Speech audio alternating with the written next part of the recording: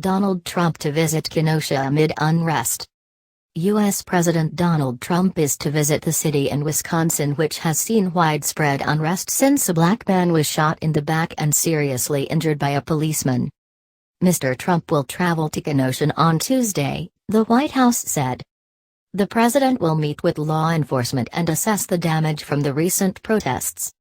Jacob Blake was paralyzed after being shot 7 times by an officer, and it is not clear if he will walk again. Jacob Blake shooting, what we know. Blake reportedly released from handcuffs in hospital bed. 2 incidents, 2 different police responses.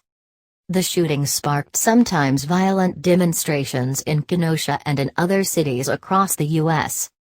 The year had already seen widespread protests against racism and police brutality over the death in police custody of another black man, George Floyd. What do we know about Trump's visit? The president will meet with local police and survey damage from recent riots, White House spokesman Judd Deere said. Asked if the president would meet the family of Mr. Blake, Mr. Deere said the schedule had yet to be confirmed. The U.S. president has said little directly about last Sunday's shooting.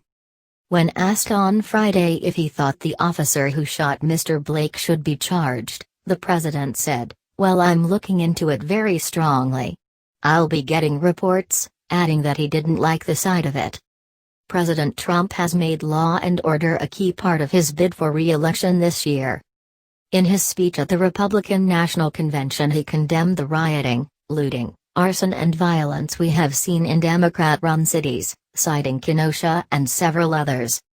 Wisconsin is a swing state that backed Barack Obama twice but was narrowly won by Donald Trump in 2016 by just over 20,000 votes. What's the latest in Kenosha? Around 1,000 people took to the streets of Kenosha on Saturday chanting Black Lives Matter. Jacob Blake Sr. called for protesters to remain peaceful while calling for justice for his son.